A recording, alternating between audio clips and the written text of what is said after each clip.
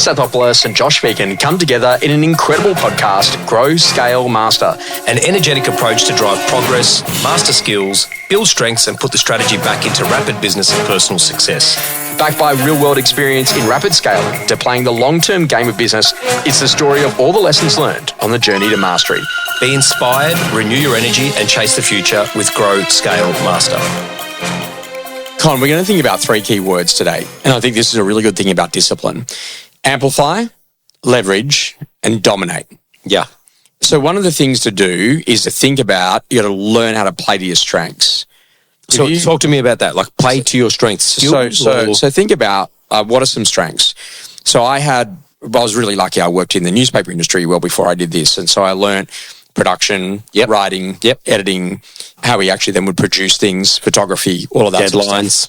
So then I just used those things to actually say, okay, great. Well, now how do I go and do that? And I do that in a real estate training space. Now, obviously, I did a real estate career in the middle of all of that. Yeah. But you're always building on the skill sets and the strengths you've always had in the past. Right. Okay. And continuing to allow those to go to dominate. Okay. So if you're thinking about that, like it's kind of interesting to play to your strengths. So if you know, you're a relationship guy. If I talk to people, what do you think about Con? Oh, he's so visionary. He's got great hair. Sorry. Wow. Sorry, mate. Con's from Melbourne. But the basic idea is that like when they say play strength, he's a really good vision guy. He really gets you. He's there. He's in the moment. He's got great energy.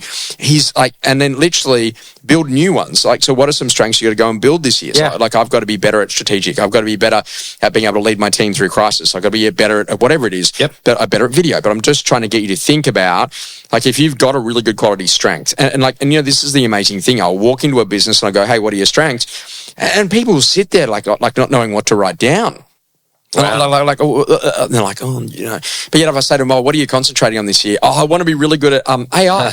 But I was, oh my goodness. But your strengths are past clients. Your strength is market share. Your strength is your brand. The strength is what you do on Super Saturday. Yeah. Like why aren't you leveraging that more? Gotcha. That makes really good sense. Yeah. And so then like leveraging and then dominate, like use that strength to dominate. And that's the interesting thing is that my dad is a fantastic real estate agent. I've learned a lot from him. He's exceptional on what he does. What's his greatest strength? With over 50 years in the trade, it's got to be past clients. It's got to be knowledge of market. It's got to be relationships. It's got to be depth of knowledge. It's about understanding about what goes on. But if he chooses not to do that and throws all of that out to say, oh, no, I'm not ready, then I got to go and do something. And I had this unbelievable opportunity to work with a client recently, and they're a lot older. And in the interesting conversations, I was working with them, and they were like, oh, I just think I'm irrelevant now in this market. Oh, no. And I'm like, no, that's not true. No. Let's get to the bottom of this. Yeah. Like, let's use your phone A to Z. Let's ring all of your key contacts. Let's go after that. Let's go to really dominate. And that person turned to me at the end of that conversation and they said to me, the interesting thing is you often forget what made you one of the greats. Yeah. And then you start looking at other things that you're apparently supposed to be doing. And like I'm going to say, how many advice givers are there on Instagram about what you're supposed to do on whatever it is? To get a better tan or to eat more fruit or vegetables or to do that thing or, and so what you got to start thinking about is like really know what the strengths are and learn how to amplify that. I love that. That's a good aha moment. And I think the other conversation is that learn what makes you great and then go and do more of it. Correct. And so I had to look at, okay, great. The formula for how we got the opportunity to go and do work in New Zealand was the same formula that I then applied to London, which is the same formula I've applied to Ireland, which Dubai, is and now Dubai. So you start looking at those individual components. It's like when you find out that something works, stop, write it down, work out why it worked, and then do more of it. Perfect. And it's kind of interesting because Ray Dalio wrote about it in Principles. Yeah. Because he'd say, the biggest problem is a lot of people, they stop when something doesn't work and then they try to work out why it didn't work. Correct. When what you should do is stop when something works, find out why it worked and go to do more of that. That's exactly right, yeah. And so this is kind of interesting, in building new ones. Let's go and have a look at it. We'll play the game. Yeah. Play to your strengths. What are your strengths you've got as a business that you think, we should do more with that in your McGrath group? For us, our people, our market share, our campaigns, our execution of those campaigns, Yes. our auction Yes. philosophy and culture, Yeah. our training, coaching and development pathways, Yeah. the initiatives that we have, our wealth plan, Yeah. our partner plan, pathway to partnership, Yeah. our master classes, our learning management system. Okay, that's enough. Yeah. So what about some new ones to build? Great. So, proprietary technology, and I'm not talking about EA, I'm talking about things that actually enable the agents to be more productive. Yeah. And AI might be one of those things. What else do we need to build out? Probably a better way of sifting through the hundreds of thousands of contacts that we have. Yeah. And utilizing the gold that's in there. Yeah. But more importantly, probably the biggest one for us is we meet 100,000 buyers a year. How do we nail the experience? Yeah. Okay, and then ultimately, I love this sort of question. Hey, what will make your business truly great? Oh, So when I start to think about that as a question, okay, what would make my business it's a great truly great? question, actually. Like, how do I get a hallmark? So shortly we're about to launch our Firms of the Future 2026 report. I've got it. You got a pre-release. Yeah. Right? Yeah. So the amazing... Yeah, no, I didn't put it out on social or anything. No, and you haven't read it yet, have you? I haven't. No, that's so.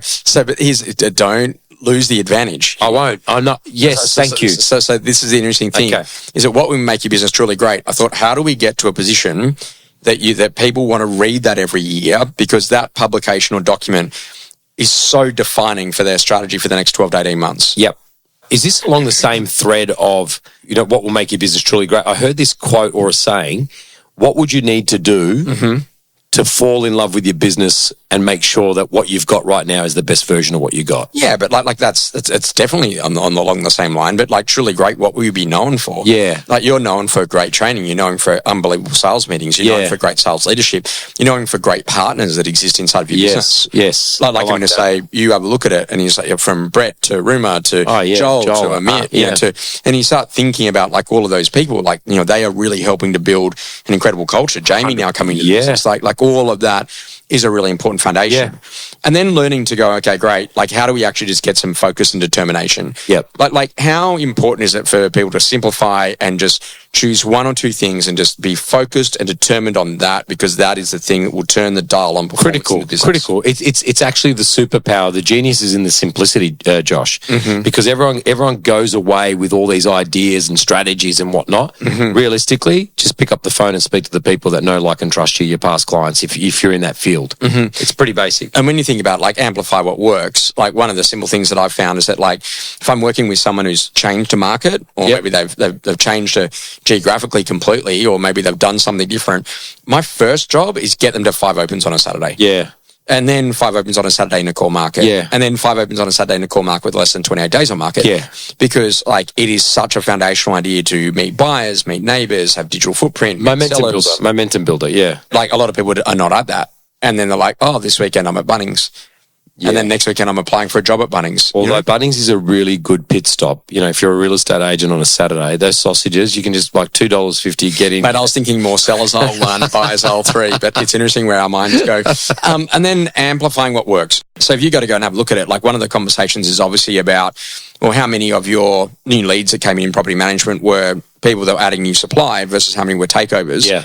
And if you've got 0 in takeovers, then what are you doing to drive that as a strategy? Or if you've got 0 in like literally new supply, then like what are you doing to drive that as a strategy? Sorry, would that be like our Super Saturday that worked year 1, Yes. and then we've just amplified that, made it better, refined it, and grown it? Yeah, there are plenty of people who said, "Oh, yeah, we did that last year. It was all right, but like we tried it this year, didn't work, so we won't do it next so year." that's what you're talking about with us. Constant improvement. Yeah, got it. But like what worked well, even better if. Yeah. So you're sitting at the back of that going, okay, well, what worked really well was these things. Yes, we've already got that. But this year you made a big change on social. Yeah. And that was a big driver, for the business. And I think that like that whole idea is why, because we want to do these particular things and drive audience and do a whole range of those things. Yep. Thinking about that. But then what about like leveraging talent and market share success? Tell us more about how you would do that. So for example, with us, how we leverage our talent, we have an internal thing called cut, copy, post. So whenever we've got something that's really good content, could be a great auction result, great listing or campaign or whatever, we cut it, we copy it, and we post that throughout our entire organization. So that's one way we leverage our talent. I guess the other way that we leverage our talent is through case studies. When we're looking at recruiting new agents, we'll put out, Armit went from 1 million to 4 million, or Anita went from 200 to 1 million and whatnot. Market share success for us really is digital footprint in signboards and sold stickers on those boards. So for us, it's all about, our But case that's the thing that, like, if, for example, you wanted to significantly increase average sale price, then you could actually set a task and say, hey, Brett, can I get you to go after, more expensive, properties in that area? Correct. Things like our case study booklet, our Open for Inspection magazine, our, month that was documentation, our auction index. Those are kind of like the things that, we can leverage our talent pool. And then thinking about like dominating by focusing on customers and what you do for them, right? So, and this story is so simple. Like I go and buy a set of running shoes. Yeah, pretty normal purchase. The next conversation I get home, there's an email that says, hey, Josh, I really hope you're enjoying your running shoes. By the way, here's a couple of Spotify playlists that you could play when you go out for your next run. Awesome. And I'm just thinking, okay, great. So, hey, Con, congratulations. You've just been approved for your tenancy. We now know that you're going to be moving into this investment property. So here is now a playlist for your first house party. Actually, maybe we do that on sales. But like, okay, great. So someone buys on Saturday, can we drop some McGrath moving boxes to them on Monday morning? Correct. It's experience, right? Will Guidera, Unreasonable Hospitality. But now I want to know what's Con's version of that inside of the real estate space. Yeah. So I've just moved into my house. Here is a playlist and some great music that you can enjoy. Well, I'm going to pinch that. That's a great idea. But it costs no more to be good. That's exactly right. But what you got to do is you got to think about more of the customer moments that actually really matter and go, oh, that's actually awesome. Yes. Because like I know it's not a bottle of champagne, but you know what? It is like a great playlist when I moved in. And the moment that we bought that house on Saturday, do you know that Josh came, he rang us up on Monday morning, said, hey, can I just come and drop 10 large McGrath boxes around to you so you can start the packing to be able to move to your new house? We've got just thinking of that, we've got one of our agents that, obviously they do a lot of business, so they've got a lot of trades. Yeah. They've got a handyman. Yeah. And so whenever someone first moves into a home on settlement, that handyman's got 3 hours gifted to the new purchaser. So you want me to hang something up on the wall, you want me to, put in another PowerPoint or whatever it might be. And it's just there for those little things that basically leaves a really good footprint. And I like that. We're going to explore that a lot more. Experiences that rapidly shaped you. Con, this is a great one. There's the story of the two kids, right? And the parents, I think it was like one of the Harvard studies or something, and they basically said to the kids, okay, great, this is what's going to happen. So to one child, every single time the child was successful, they said, hey, you know what? You got that because you are incredibly smart. Right.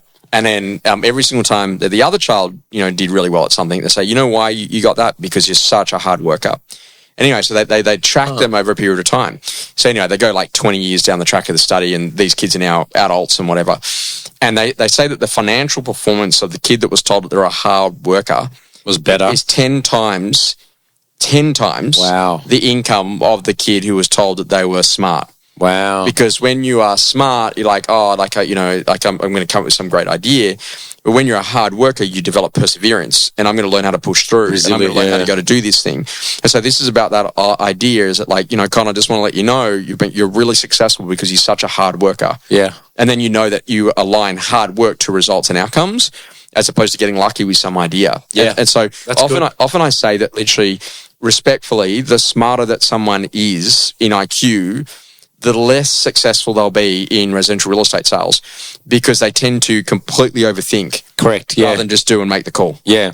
One experience or idea, I should say, that's rapidly changing my view at the moment is the marginal increases, the 1%ers, the actual compounding effect that they can have on your real estate business. So one of our agents made a decision last year that they were playing a little bit low when it came to their commission rate. So they just focused on how do I drive maximum value to a vendor so they can pick me at 2.2% or 2.4%. That's what they're averaging at the moment in our market when our competition is kind of hanging out at that 1.25 to 1.5, 1.6. And so they built out a strategy which was, okay, I need to demonstrate value. How do I demonstrate value? And they started mapping that out over communication, not to the point of hassling them, but saying, hey, Josh, I'm going to make my callbacks today. If anything pops up, I'll let you know, Josh, I did my callbacks, nothing today, but tomorrow's a new day or whatever it might be. And so they're a very good agent. They're a partner in our business. They last fin year, I think they did 1.3, 1.4. In the half, they did 1.2 by changing one thing. And now what they've done is not only have they increased their fee, they've also increased their volume. So they've got the arbitrage effect of, doubling up. Something that's changing your view. people are incredibly impatient with technology, but yet they are so patient with humans. Oh, yeah. And so it's like, oh, no, couldn't log in. That's it. Doesn't work. I'm out. But yet, if Con comes in late, it's like, oh, that's cool. And I go, what do you mean that's cool? Like, if the app, and I always think about that. Like, imagine that, and we've got a training day coming up for you shortly. Yeah. But imagine if I just text you like 45 minutes before the start of the training day and said, due to operational requirements, the training day will be starting at 11 o'clock. Like, would I get away with that? No. But yet, Qantas do, and Virgin do, and other airlines do. Yeah. And so it's kind of like this great due to technical requirements. And so it's just like hang on a second, so like it was interesting. I was talking to one of the people who runs flight stewardess, and I said to her, how do you go with people? And she said, I got to tell you something. I said, what's that? She goes, people when they travel are so grumpy. They are. She goes, it is unbelievable how grumpy they are. And I was thinking in the back of my head, well, do you know why? Because I just copped 2 hours out there waiting for that time. And literally, and then there's extra people and other baggage, and you got to deal with all of a sudden 250 humans that you probably don't know. Do you get airport anxiety? No, not at all. I do. No, because you live on a plane anyway. No, I make calls and I speak to people and I listen to calming music and I take deep breaths. No, I'm airport dad activated. So I've got I'm charging through, old ladies and young kids. I'm pushing them out of the way. I've got to get my luggage up there and get off. Just delete all that. I bet you that you're the guy who stands up before everyone else stands up to get your luggage out. No. I'll wait for the bing and then I'm the first guy out. Okay, great.